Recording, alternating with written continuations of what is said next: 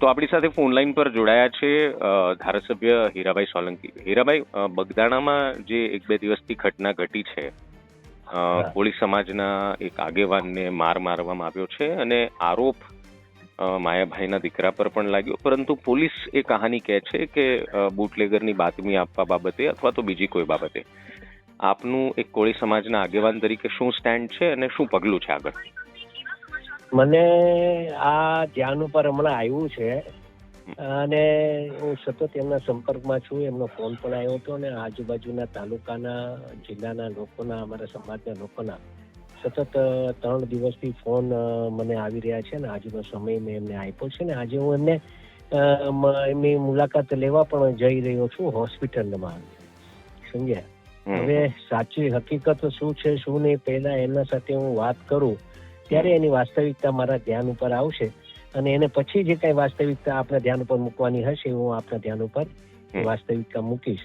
પણ આજે બનાવ બન્યો છે ક્યારે પણ કોઈ સમાજ અસામાજિક હોતા નથી, એ પણ ધ્યાનમાં રજૂ નસીબભાઈ. આમાં વ્યક્તિ કોઈક એવા હશે જે અસામાજિક છે, પણ આ સરકારમાં કોઈને આવી દાદાગીરી ચાલવા દેવા માંગતા નથી અને આના માટે કડકમાં કડક કાયદો પણ છે અને કડક હાથે કામ પણ લેવાના છે, એમાં કોઈ શંકાને સ્થાન નથી. અને આપના માધ્યમથી એક હજુ વાત કરી દઉં કે હવે એ કોળી સમાજ નથી, કોળી સમાજના પાછળ કોઈ છે નહીં એવું બિલકુલ બી બીજા કોઈ વિચારતા હોય, અસામાજિક વીરતા હોય, કોઈ ગુંડા જે મૂછ ઉપર લીંબુ લટકતા હોય એવા કોઈ એવું વિચારતા હોય કે અમને કાંઈ નહીં થાય તો એ હવે ભૂલ થશે એ લોકોની.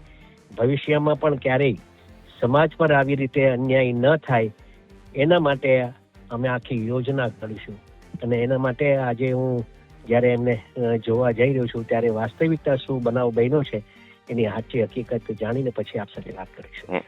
હીરાભાઈ, બગદાણા ધામ સાથે આપ પણ વર્ષોથી આપની શ્રદ્ધા જોડાયેલી છે. અનેક વાર અમે પણ જોયું છે કે આપ બગદાણા બાપાના આશીર્વાદ લેવા પહોંચ્યા છો. કોઈ ધાર્મિક સંસ્થાનનું સેન્ટરમાં આવા પ્રકારના વિવાદો થાય, કારણ કે વાત તો ત્યાં સુધી પહોંચી કે ટ્રસ્ટી છે અને મેનેજિંગ ટ્રસ્ટી બોલી ગયા અને એ બાદ માયાભાઈ આહિરે પણ માફી માંગી, તો એક ધાર્મિક સંસ્થાનને સેન્ટરમાં રાખીને એ પણ બગદાણા ધામ જેવા ધાર્મિક એમાં તો હું બિલકુલ બી ધાર્મિક સંસ્થા સાથે મારી આસ્થા પણ બજરંગદાસ બાપા સાથે જોડાઈ છે અને દર વર્ષે હું ક્યાંય 31st ભરાવા નીકળ્યો નથી. અને પ્રથમ તો જ્યારે આવું પહેલું વર્ષ હોય ને પહેલો દિવસ હોય ત્યારે બજરંગદાસ બાપાના દર્શન કરી, માતાજીના અમારા ચામુંડામાના દર્શન કરું, દાદાના દર્શન કરું, વચરાજ દાદાના, અને એના પછી મારા કાર્યશૈલી હું ચાલુ કરતો હોય છે દર વર્ષની જેમ. આજે પણ હું એ રીતે દર્શન કરવા નીકળ્યો છું.